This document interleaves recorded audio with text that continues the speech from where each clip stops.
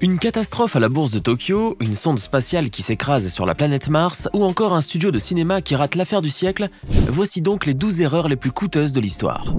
Le Bitcoin vaut actuellement un peu plus de 20 000 $, ce qui en fait la crypto-monnaie la plus chère de toutes et de loin. Une petite cinquantaine de Bitcoin ferait donc de vous un millionnaire. Et je vous laisse à peine imaginer ce que vous serez si vous en possédiez 10 000 par exemple. Avec le taux de change actuel, cela vous fera donc une somme stratosphérique et vous inclura d'emblée dans le club très restreint des milliardaires de ce monde. Mais si on vous disait que pour certains, 10 000 bitcoins ne représentent guère que 2 grandes pizzas pepperoni. Laszlo Aniec est un développeur informatique à l'appétit gargantuesque qui a décidé de commander 2 pizzas pour tenter de calmer sa faim. Sauf qu'en voulant passer à l'addition, Laszlo a sorti son portefeuille virtuel et a donc payé ses pizzas en bitcoin, 5 000 bitcoins chacune, soit 10 000 bitcoins pour les deux. Au cours actuel, cela nous fait donc des pizzas à plus de 200 millions de $, soit les pizzas les plus chères de l'histoire de l'humanité. Apple est indubitablement une des sociétés les plus rentables de la planète, et c'est d'ailleurs la première entreprise privée de l'histoire à atteindre une valeur de 2000 milliards de $ de capitalisation boursière. Une formidable ascension pour la firme à la pomme croquée qui, rappelons-le, est née dans un garage en Californie. Mais si les fondateurs d'Apple sont tous devenus immensément riches, il y en a un pourtant qui a manqué le train de la richesse à cause d'une stupide erreur de jugement. Ronald Wayne était ainsi avec Steve Jobs et Steve Wozniak l'une des principales personnes qui ont contribué à mettre la machine en route.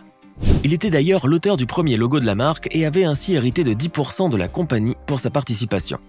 Mais ce bon vieux Wayne décida qu'il était bien plus sage de revendre ses parts pour la somme insignifiante de 800 $.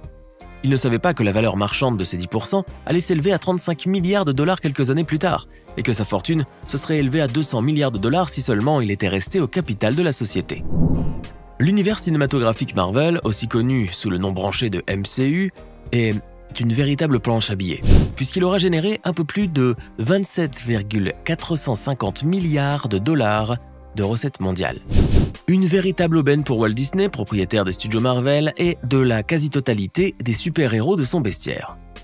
Mais ce qu'il faut savoir, c'est que cet incroyable succès commercial aurait pu appartenir à la société Sony Pictures, si seulement elle s'était montrée plus visionnaire. C'est en effet en 1998 que Sony décida d'acheter les droits d'écran de Spider-Man auprès de Marvel Entertainment.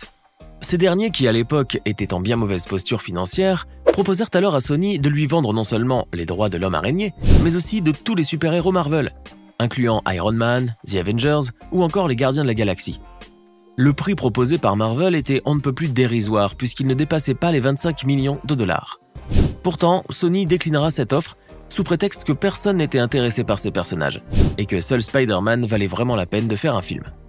Sony finira donc par acquérir les droits de Spider-Man uniquement, alors qu'elle pouvait aujourd'hui être à la tête de tout l'univers Marvel pour une bouchée de pain. Les traders boursiers pratiquent l'un des métiers les plus stressants au monde, puisqu'ils doivent chaque jour gérer des centaines de transactions financières avec des montants qui sont très souvent mirobolants. Mais malgré toute leur expérience professionnelle et leur haut degré de concentration, il arrive parfois que les opérateurs boursiers puissent commettre de belles bourdes. Ainsi en est-il de ce malheureux trader japonais dont l'erreur a causé un véritable cataclysme financier et a carrément failli provoquer un véritable crash boursier. Comment est-ce possible? Restez avec nous, je vais tout vous expliquer. Travaillant pour la société Mizuho Securities, ce pauvre employé était ainsi chargé de l'achat d'une seule action de JCOM, une société de services multimédia qu'il devait négocier à 610 000 yens, soit l'équivalent de 4 366 € au taux de change actuel.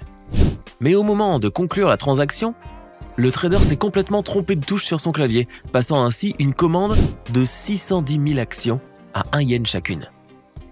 Une erreur de taille puisqu'elle aura coûté à sa société une pénalité de plus de 250 millions de $, sans oublier l'énorme tohu-bohu provoqué sur le marché boursier japonais. Au Monopoly, une des cartes de chance les plus attrayantes et les plus espérées est l'erreur de la banque en votre faveur. Malheureusement, dans la vraie vie, l'hypothèse que votre banque se trompe en votre faveur est très mince, voire quasiment hautement improbable. Les systèmes informatiques des établissements bancaires sont en effet très efficaces, ne laissant ainsi que peu de place au hasard ou aux anomalies. Pourtant, la petite mésaventure d'un habitant de Pennsylvanie nous prouve que même les systèmes les plus performants ne sont pas totalement infaillibles. Ce brave citoyen américain et utilisateur de PayPal n'en a pas cru ses yeux en inspectant son relevé électronique du mois de juin.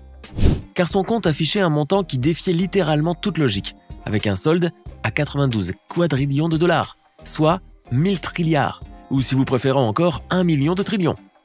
Une somme stratosphérique qui faisait de lui de facto l'homme le plus riche de tous les temps. Mais cette incroyable richesse ne durera guère que quelques minutes, le temps pour PayPal de faire une mise à jour de ses serveurs et de reprendre ses précieux quadrillions. La NASA est l'agence spatiale la plus emblématique et la plus renommée dans le monde, et ses ingénieurs sont de véritables as en la matière. Enfin, pas tous à vrai dire, car au sein de cette prestigieuse institution gravitent aussi quelques employés pas très futés, et dont les erreurs lui auront coûté beaucoup d'argent.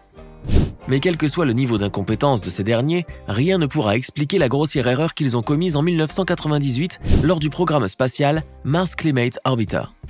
En effet, à cause d'une stupide erreur de conversion métrique de la part de ses ingénieurs, la NASA perdit ce jour-là une sonde spatiale, dont la fabrication ne lui avait coûté pas moins de 125 millions de dollars. La sonde, qui voyageait déjà depuis 10 mois dans le vaste espace interplanétaire, atteignit bel et bien son but, la planète Mars. Mais à la stupéfaction générale, celle-ci finit par s'écraser en 1000 morceaux en faisant son entrée dans l'atmosphère martienne. Une enquête menée par la NASA pour tenter d'expliquer ce désastre conclut finalement que c'était la faute des ingénieurs du programme, qui n'avaient tout simplement pas effectué la conversion métrique nécessaire sur l'ordinateur de vol de la sonde.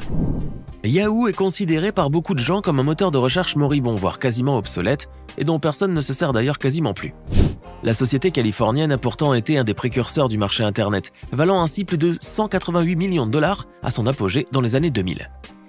Mais alors, qu'est-ce qui a bien pu se passer en cours de route pour que le groupe soit finalement racheté pour 4,48 malheureux milliards en 2017 ? La réponse tient en 3 mots : un tas d'erreurs. Des fautes complètement désastreuses, commises par la direction de l'époque et qui freinèrent stupidement Yahoo dans sa conquête financière. Figurez-vous que la direction du groupe avait refusé d'acquérir Google en 1998 pour un peu moins d'1 milliard de dollars seulement. La même stupide erreur fut réitérée par le PDG de Yahoo en 2002 lorsque ce dernier déclina une fois encore une offre totalement alléchante pour acquérir le moteur de recherche. Lorsqu'on sait que Google vaut actuellement plusieurs centaines de milliards, on ne peut en effet que s'extasier devant l'incroyable nullité des dirigeants de Yahoo qui ont certainement raté l'affaire du siècle. Vous connaissez tous très certainement la marque de lingerie féminine Victoria's Secret, ou du moins vous en avez déjà forcément entendu parler, tant le nom est célèbre à travers le monde. Mais est-ce que vous avez même ne serait-ce qu'une vague idée sur l'identité de son créateur ou de son histoire ? Si vous n'en savez rien, c'est tout à fait normal, car ce pauvre monsieur s'est lui-même condamné à l'oubli, et ce à cause d'une erreur monumentale de sa part. En effet, Roy Raymond était un entrepreneur américain diplômé de Stanford qui décida un beau jour de créer la marque Victoria's Secret, car il se sentait terriblement gêné lorsqu'il devait acheter de la lingerie pour sa femme. Il emprunta alors de l'argent à la banque et à ses proches et ouvrit sa première boutique dont les ventes furent bientôt quasiment miraculeuses. Les affaires de Roy marchaient donc comme sur des roulettes et la marque accumulait un chiffre d'affaires de plus de 6 millions de dollars annuels, avec 6 boutiques et un catalogue de ventes par correspondance de 42 pages. Mais contre toute attente, Roy décida sur un coup de tête de vendre son entreprise prospère contre un malheureux $1 million. Quelques années plus tard, la marque atteignait $1 milliard de chiffre d'affaires et était devenue le premier vendeur de lingerie aux États-Unis. Sur cette séquence, vous allez faire la connaissance des champions toutes catégories de la nullité professionnelle. Une race complètement à part comme vous allez pouvoir le constater. Il s'agit donc ici des dirigeants de la SNCF, ces bons vieux cheminots qui font souvent des bourdes plus grosses que leurs locomotives. Comme lorsqu'ils ont passé commande de pas moins de 2000 trains flambant neufs, mais qui se sont avérés trop larges pour les quais. Un écart de 20 cm existait en effet entre les trains et les quais de gare, ce qui impliquait de devoir faire des travaux pharaoniques pour les mettre à niveau. Une bourde monumentale de la part de la SNCF qui lui aura coûté la petite bagatelle de 80 millions d'euros. Rien que ça. Survenue en 1986, la catastrophe de Tchernobyl reste encore aujourd'hui comme l'accident nucléaire le plus grave et le plus désastreux du XXe siècle. Car outre les milliers de morts et de blessés graves, les radiations émises lors de cet incident meurtrier ont complètement contaminé la zone, et qu'il est d'ailleurs toujours aujourd'hui. Pourtant, cette catastrophe aurait pu facilement être évitée, pour peu que le personnel eût fait son travail convenablement. Mais malheureusement, ce n'était pas le cas. On dénota en effet une série d'erreurs fatales qui furent commises par les techniciens de la centrale nucléaire. Ces derniers n'avaient pas respecté toutes les règles de conduite et avaient commis des violations de règles en inhibant de très importants systèmes de sûreté. Mais surtout, ils avaient amené le réacteur nucléaire dans une zone de fonctionnement particulièrement instable, ce qui a conduit inexorablement à sa surchauffe. L'Alaska est un État américain qui s'étend sur une immense superficie de 1 717 854 km² et dont le sous-sol regorge d'en gaz naturel, en charbon, en or, ainsi que d'autres ressources tout aussi précieuses. Vous l'avez compris, ce territoire glacial est immensément riche et constitue une précieuse aubaine pour l'économie américaine. Mais si le pays de l'oncle Sam a de quoi se réjouir, celui de l'oncle Ivan ne peut que se lamenter de la stupide erreur de jugement dont il a été coupable lorsqu'il céda ce vaste territoire pour une bouchée de pain. Et oui, vous ne le saviez peut-être pas, mais l'Alaska appartenait jadis à la Russie, qui la considérait alors comme une lointaine colonie froide et complètement désolée. C'est ainsi qu'elle décida de la céder aux États-Unis d'Amérique en l'an 1867 pour la modique somme de 7,2 millions de dollars. Les Russes ne savaient pas à ce moment-là qu'ils venaient de faire la pire transaction commerciale de toute leur histoire.